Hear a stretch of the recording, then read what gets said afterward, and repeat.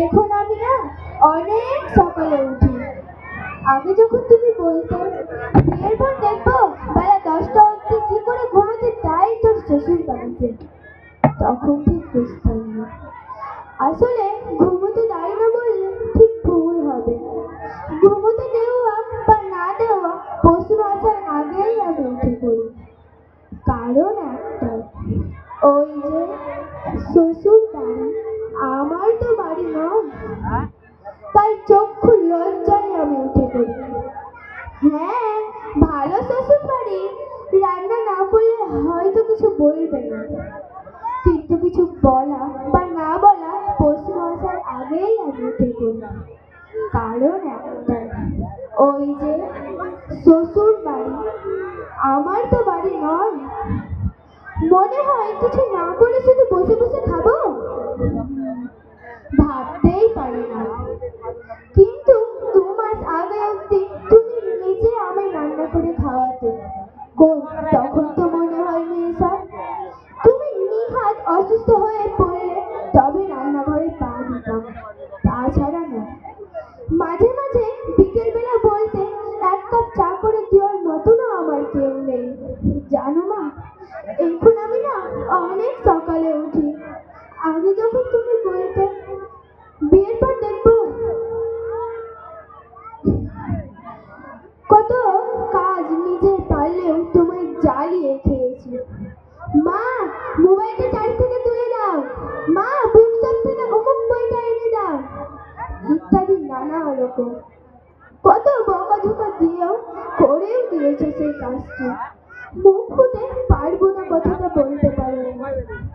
আমি তো তোমায় কতবার বলতাম মা, তোমাকে পারবো না যখনই তুমি কিছু করতে বলতে।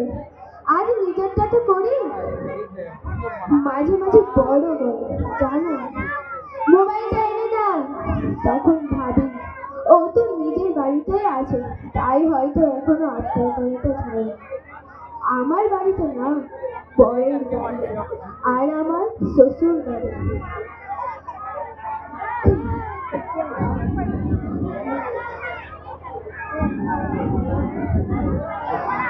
মাঝে মাঝে ইচ্ছা করে জানো, কথাগুলো কাউকে বলি বোঝায়, কিন্তু আবার ভাবি লোকে আমায় পাগল বলবে। এটা তো সাধারণ ব্যাপার, সবাই করে, আমিও করব, এটাই তো স্বাভাবিক। না করলেই বড় মজা হবে। আচ্ছা মা, বিয়ের আগে স্বাভাবিক অস্বাভাবিক ভাবতে হতো না কেন? তুমিও কি বিয়ের আগে ভাবতে না? আর বিয়ের পর আমরা এসে সব উলট পালট করে দিয়েছি। এখন বুঝি তোমায় রাত্রেবেলা শোয়ার আগে ক্রিম মাখতে বললে তুমি কেন বলতে আমার এসব লাগবে না রে, কারণ এই সময়টুকু তোমার রেস্ট পেলে বোধহয় বেশি কাজে লাগতো। যার মনের চর্চা কেউ করে না তার আবার রূপচর্চা। জানো মা, মাঝে মাঝে নিজেকে না খুব অপরাধী মনে হয়। তোমার কাজগুলো তো একটু ভালো দিতে পারতাম, আমিও হয়তো ভবিষ্যতে সন্তানদের বোঝাতে পারবো না, কিন্তু তারা বুঝবে, ঠিক বুঝবে। দেখো যেমন এখন আমি বুঝেছি।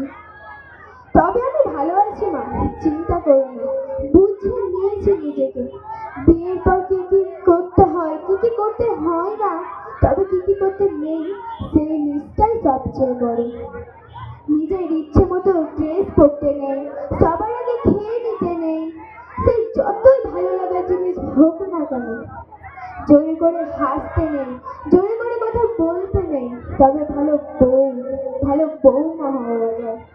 তবে যতই ভালো বৌমা হোক না কেন, সেটা তো শ্বশুর বাড়ি থাকবে মা, কোনোদিনও আমার বাড়ি হবে না। তবে আমার বাড়ি কোনটা মা, আর তোমার বাড়িও বা কোনটা?